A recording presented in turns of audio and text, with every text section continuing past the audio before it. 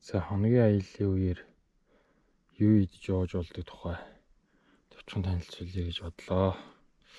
За нэг өдөртөө бол нэг иймэрхүү хүнс хэрэглээ явж байгаа. Миний хувьд бол хүн болгоны хувьд бол өөр гэж болно. За эхний 100 газны хувьд бол жижиг 100 газ хэрэглэж байгаа. За нэг иймэрхүү нэг бүтэн газар бол 3-4 хоног явж болно. Миний хувьд.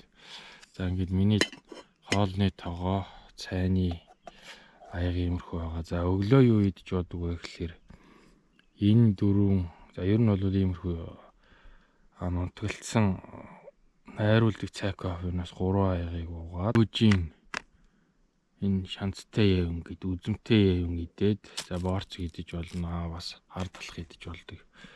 За өдөр юу иддэг вэ гэхээр за энэ хатаасан жимснүүд за энэ хаарцны ундаг бол хураагаар шууд идчихэж байгаа.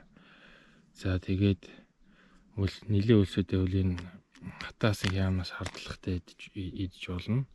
Мөн дууж иж байгаа учраас их хөлс гарна. Хөлсөөр алдаж байгаа эрд сөцөний хүднээс юм үзэн бас нилээ идэж явдаг.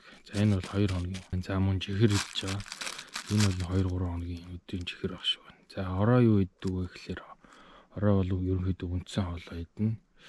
За будаатай шүл, борцтой будаатай шүл хийн. За энэ бол нэг 2 орчим хоногийн будаатай шүлний будаа байна. Энэ 2 өдрийн борцтой шүлний борц байна. За ингээд будаатай шүлэнд хийх тэр нэг гонцгой хатаасан хям хийгээд за ингээд амтлагчинд нүгүр газар байж байгаа тэрийг нэмээд хардлахтайгаараа ингээд идээд явдаг.